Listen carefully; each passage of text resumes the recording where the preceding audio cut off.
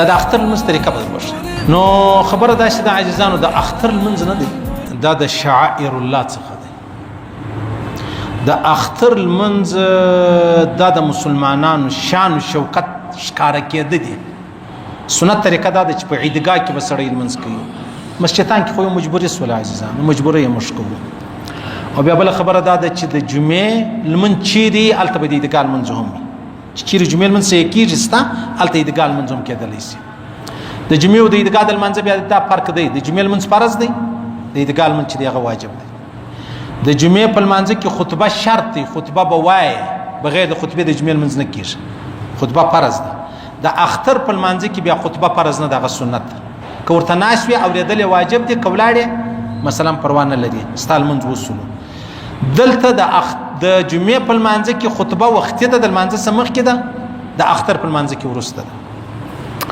بیا بله خبره دا ده چې د عیدګاه په لمانځه کې نه اذان شته نه اقامت شته، صحیح اذان هم نشته اقامت هم نشته. او واجبه خبره دا ده د اختر په ورځ باندې چې کله د سهار لمونځ وسو، یو د سهار 2 رکعته سنت دا خو شته پیشلمي څخه ما بعد، یو د سهار 2 رکعته سنت کولی سو، 2 رکعته فرض دي. بیا ته چیش نشي کولی، اشراق نشي کولی.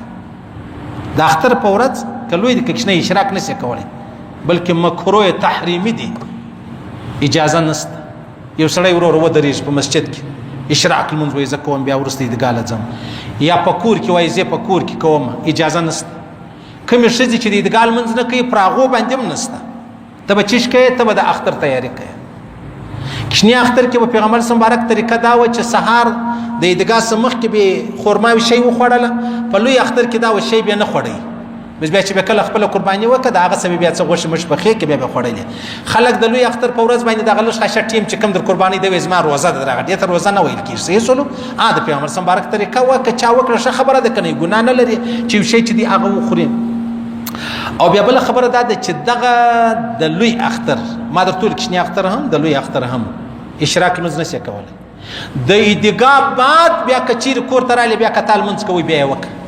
او په عیدګاه کې هم لمونځ نشته. یو سړی راغلی عیدګاه لره، مطلب امام و خطیب لا نه دی راغلی، دی پر لمانځه دی، اجازه نشته. لمونځ خو ثواب لري. او دلته د الله لخوا اجازه نشته. او د هغه اشراق لمونځ د حج د عمرې ثواب لري، لیکن د اختر پر ورځ بیا ګناه لري. معلومه دا سو چې موږ د عقل پابند نه یو، موږ د ډیر عبادت پابند نه یو، موږ د الله د امر پابند یو، د الله د حکم پابند یو. د لمانځه طریقه خو زموږ ته عام طور عزیزانو د جنازې لمونځ زموږ ته نه زده کېږي د خیر سره، او د لوی اختر او د کښني اختر لمونځ هم نه زده کېږي. جنازه کې هم خلک شاته کېږي، هره ورځ به نیت ورشی ورور، حالانکه د جنازې نیت په دروشه یې اسانه، الله دې هر مسلمان وساتي. بیا هم د مسلمانانو په جنازه کې شرکت کول اوغه د دونه ثواب الله ورکوي لکه د احد غر، او که په دفن کې ورسره شریک سي بیا دونه ثواب الله درکوي لکه احد غر، بیا یو قیرات و بل قیرات. د جنازې لمونځ خو نه اسانه داسې دی، تی به د اختر په لمانځه کې جنازې لمونځ هم نه مې زده کېږي. په دې نیت کوم د جنازې په 4 تکبیره فرض کفایي، ثنا وایم خدای لره، درود وایم پر پیغمبر علیه السلام، دعا کوم دی حاضر میت لره، الله اکبر. صحیح دا ما چې کوم تورې در وښول دا ما تا د فهمولو د سمجاولو صحیح سو د دې دپاره در وښول. ته نو چې کله د جنازې لمونځ کوې تورې مه وایه، یو شی مه وایه، خالي په زړه کې دا تورې راوګرځه، دا کوم چې ما تا ته در وښول. الله اکبر. تکبیرونه به سړی نه پرېږدي د جنازې په لمانځه کې، تکبیرونه به سړی نه پرېږدي، لاسونه پر نامه کښېږدي. بیا امام اول الله اکبر بعد سبحانک اللهم ده، صحیح سو. بیا امام تکبیر وایي، لاسونه غوږو ته وړي، لاسونه پر دغه ځای جنازې په لمانځه کې، صحیح سو. بیا اللهم صل علی مبارک ویل کېږي، بیا تکبیر وویل الله اکبر، بیا د مړي دعا وکړي که د چا زده یې کنې اللهم ربنا وایي، 4م تکبیر بعد سلام ګرځي. دغه د جنازې لمونځ شو. د کښني اختر او د لوی اختر د لمانځه طریقه، لمونځ یو رقم دی. لمانځه طریقه دا ده، نیت یې دا دی چې یا الله 2 رکعاته لمونځ کوم د کښني اختر یا د لوی اختر واجب سره د 6 تکبیرو الله اکبر. دا زه چې کوم تورې په خوله درته وایم په خوله یې وایست مه، خالي په زړه کې راوګرځوي. ته چې د کوره راووتې، د کوره چې ته راووتلې د لمانځه په نیت چې دلته د ماپښین لمانځه له راغلې مسجد لره، ماپښین فرض دی یا ماجګر دی، خالي وه الله اکبر. نور خو تا هغه اراده کړې ده چې دا یم زه در روان یم. موږ ته چې ډوډۍ خورو، په ډوډۍ کې موږ دا وایو چې زه ډوډۍ شروع کوم، ډوډۍ خورم، اول به چیش کوم، نه وایه موږ خالي اراده وکړه ځم ډوډۍ لرم. داسې د لمونځ هم داسې دی، ته به دا وایه فرض لمونځ دی، د ماپښین فرض کوم الله اکبر. په خوله مه وایه په زړه کې دا شیان راوګرځوه.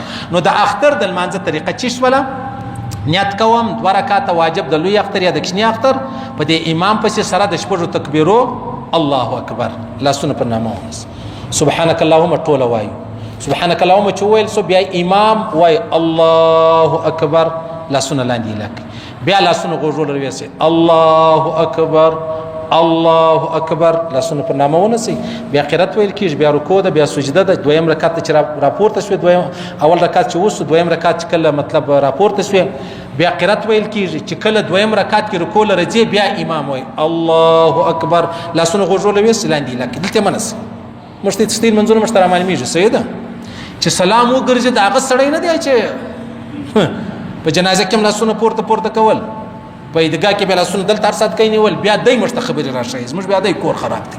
نو د دویم رکعت د تکبیر مطلب د رکوع سره مخ کې 3 واره تکبیر الله اکبر الله اکبر الله اکبر څلورم تکبیر بیا چی شي هغه بیا رکوع ده بعد د منځ طریقه سو الله پاک زموږ ته اخترونه په خندا کې دا کومه بدامنۍ دي مشکلات الله د خپل وحدانیت احدیت په خاطر لري کې دا څه پریشانی تکلیفونه یو خپل د الله رب العزت دا بدامنۍ دي الله لري کې اسلامي ملکونه دي الله شاد لري الله دې آباد لري الله دې اتفاق ورکړي الله دې اتحاد ورکړي خاص کر پاکستان او افغانستان الله دې اتفاق ور نصیب کړي چې کوم څوک اتفاق نه غواړي هغه دې الله رب العزت هدایت ورته وکړي کوم مسلمان کنه خدای دې ورکړي په مسلمانان په غاړه کې شکایتونه ګیلې یو او بل الله رب العزت دې لري الله دې لري کې الله دې زموږ عملو ته نه ګوري.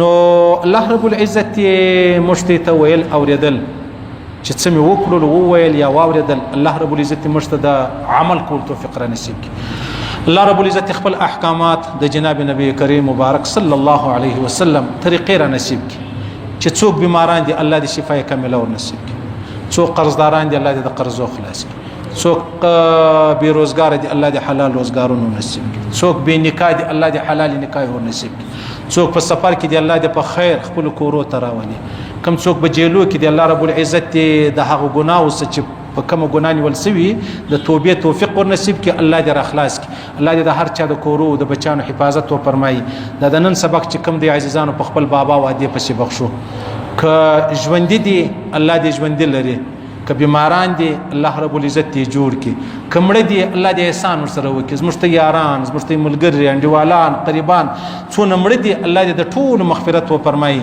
الله رب العزت ویل او دې قبول منظور وګرځي مش قریبان عاجزان ټول عالم انسانیت د دعوت تبلیغ دغه یو مقصد دی ټول عالم انسانیت دی الله پر دې تور باندې مرګ ورکړي چې مرو دا ویلا اله الا الله